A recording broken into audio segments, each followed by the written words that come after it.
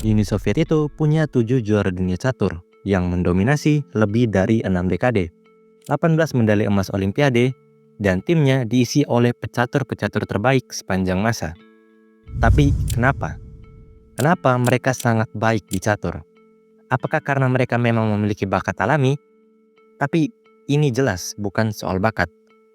Ada hal besar lain yang bikin Soviet benar-benar menguasai catur. Jadi hari ini gue bakal kasih tahu ke lu kenapa Soviet dapat memproduksi pecatur-pecatur hebat yang diakui dunia. Jadi ini semua diawali oleh orang yang bernama Ilyin Genevsky. Dia adalah kepala komisaris program pelatihan militer wajib negara. Ia bertugas melatih fisik, tapi selain dia melatih fisik, dia juga mempromosikan bahwa catur adalah sarana pendidikan untuk mengembangkan pengalaman taktis dan strategis selama pelatihan militer. Dia juga lah yang membuat program pelatihan catur untuk para anggota militer saat itu. Akhirnya dia menyarankan ke pemerintah Soviet untuk mensponsori literatur dan permainan-permainan catur, yang akhirnya disetujui. Dia juga orang pertama yang membuat turnamen catur seluruh Rusia pada tahun 1920. Ya, saat itu masih terjadi perang saudara dan masalah-masalah lain. Jadi banyak pecatur yang menolak datang. Tapi karena diiming-imingi akan adanya makanan, akhirnya banyak pecatur yang datang. Turnamen pun diadakan dan dimenangkan oleh Alvin. Dan ya, turnamen ini bisa dibilang awal mula industri catur Soviet. Di awal pembentukan Uni Soviet termasuk negara terbelakang. Ini pun menjadi masalah besar. Gimana caranya mereka ngajarin orang-orang terbelakang ini jadi pintar dan paham tentang komunisme? Ini sama aja kayak ngajarin kalkulus ke anak kecil. Susah banget. Sampai akhirnya mereka pikir, kenapa nggak ngajarin catur aja? Ya, catur. Tujuan utamanya adalah bikin orang-orang di sana jadi lebih berintelektual, melatih disiplin berpikir dan strategi. Akhirnya program penyebaran catur ini dibuat dan dipimpin oleh Nikolai Krenklo, seorang politikus Uni Soviet. Ia mulai dengan program 5 tahun rencana catur. Yang simpelnya, dia bikin propaganda, nyebarin catur ke seluruh negeri hingga pelosok, membangun sekolah catur, membuat turnamen-turnamen catur, memfasilitasi bakat-bakat muda catur, membuat komunitas catur, merekrut pekerja-pekerja pabrik untuk bergabung, dan membuat catur menjadi olahraga yang bisa diikuti semua orang. Salah satu hasil terbesar dari program ini adalah Mikhail Botvinnik, pecatur legendaris Soviet. Saat itu namanya mencuat karena berhasil menang melawan juara dunia Capablanca di tahun 1925 pada umur 14 tahun. Dan ia dijadikan bintang masa depan, difasilitasi, dan karena ia punya nama, ia pun ikut mempromosikan catur ke para pemuda.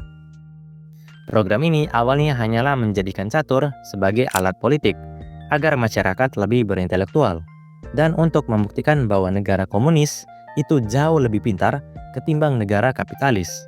Tapi hasilnya justru jauh lebih besar. Perlahan bermain catur bukan cuma sekedar hal yang dilakukan, tapi sebuah kebiasaan baru.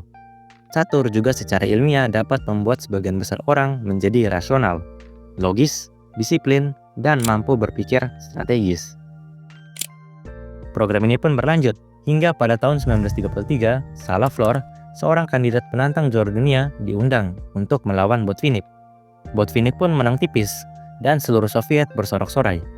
Ini menjadi tanda bahwa catur Soviet sudah mulai mengejar ketertinggalan seni catur Eropa Barat, dan mungkin diartikan orang Soviet bahwa kepintaran orang komunis sekarang sudah setara, bahkan lebih baik ketimbang kapitalis. Hasil dari permainan ini ditambah program 5 tahun rencana catur berhasil membuat lebih dari 500.000 orang terdaftar menjadi pecatur amatir. Ini jumlah yang sangat-sangat banyak pada tahun segitu. Bahkan bisa dibilang pada zamannya setengah pecatur dunia ada di Uni Soviet. Setelah catur terkenal luas, programnya pun berubah haluan. Jadi lebih memfokuskan untuk membawa catur Soviet ke ajang yang lebih tinggi dan mulai lebih memfasilitasi juara-juara junior untuk menjadi pecatur profesional. Tapi program ini bisa dibilang stop atau berhenti setelah Nikolai Krenklo dieksekusi karena terlalu sibuk dengan olahraga dibanding tugas negara. Selain itu, Perang Dunia Kedua pun membuat aktivitas catur berhenti sementara. Lambat laun, catur menjadi budaya bagi orang Soviet, sehingga bahkan dalam perang pun tetap diselenggarakan turnamen catur pada tahun 1941.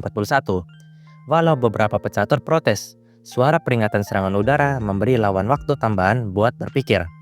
Hal ini dapat menunjukkan bahwa ada beberapa orang Soviet lebih milih buat mikir ketimbang lari waktu ada peringatan serangan udara. Selain itu, klub catur Moskow menyelenggarakan klub dan pertandingan di rumah sakit buat mengenalkan catur ke masyarakat awam, serta membuat orang-orang yang terluka lebih cepat pulih. Dan ya, ratusan ribu tentara mengikutinya, sehingga popularitas catur terus meningkat. Di zaman itu, lu bisa ketemu orang main catur dimanapun, padahal saat itu sedang perang. Budaya ini juga diperkuat dengan propaganda seperti setiap orang Soviet adalah pecatur. Dan mungkin karena sedang perang, catur dianggap sebagai hiburan yang murah. Makanya, di zaman itu popularitas catur tetap ada, bahkan melonjak. Setelah terisolasi cukup lama, akhirnya pecatur Soviet kembali ke ajang internasional. Dan ya, mereka cukup diremehkan oleh dunia karena sedikitnya game mereka yang dicatat dalam sejarah. Tapi hal ini segera berubah, karena pada tanggal 1945 diadakan pertandingan antara 10 pecatur Amerika versus Uni Soviet. Hasilnya sangat mengejutkan. Amerika yang awalnya diunggulkan karena banyaknya pecatur yang menjuarai turnamen di tahun 1930-an kalah melawan Soviet, dengan Soviet memiliki poin 15,5 dan Amerika cuma 4,5 poin. Di tahun berikutnya, Alken yang saat itu masih memegang title juara dunia ditemukan meninggal pada tahun 1946. Sehingga gelar juara dunia kosong, hal yang belum pernah terjadi sebelumnya. FIDE pun memutuskan untuk membuat turnamen menentukan juara dunia, dan agar adil, pecatur Uni Soviet wajib ikut dan bergabung sama FIDE. Awalnya mereka menerima, namun setelah dikritik bahwa pecatur Soviet akan bekerja sama secara diam-diam buat menangin kejuaraan dunia, mereka pun memutuskan untuk tidak mengikutinya. Dan karena itu, FIDE pun ingin memberikan title juara dunia ke juara dunia sebelumnya, yaitu Max Ewe. Hal ini ngebuat Soviet cukup khawatir, jadi mereka pun menerima tawaran FIDE. Kejuaraan dunia pun dimulai pada tahun 1948. Soviet mengirim 3 pecatur. Botvinnik pun menang, dan awal dominasi Soviet pun resmi dimulai. Dan ya, kita tahu kelanjutannya. Soviet mendominasi catur hampir 6 dekade lebih. Ya, walaupun ada saat di mana seseorang yang saya tak perlu sebutkan namanya berhasil meruntuhkan sementara dominasi Soviet. Tapi secara keseluruhan, dominasi Soviet benar-benar kuat.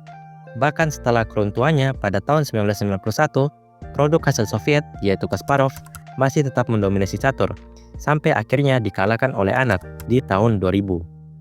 Walaupun tidak tertulis, tapi bidang catur juga dijadikan perang pada Perang Dingin pasca Perang Dunia II.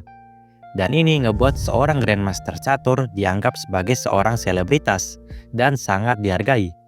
Hal ini membuat gelar Grandmaster menjadi sebuah kebanggaan, bukan cuma gelar biasa.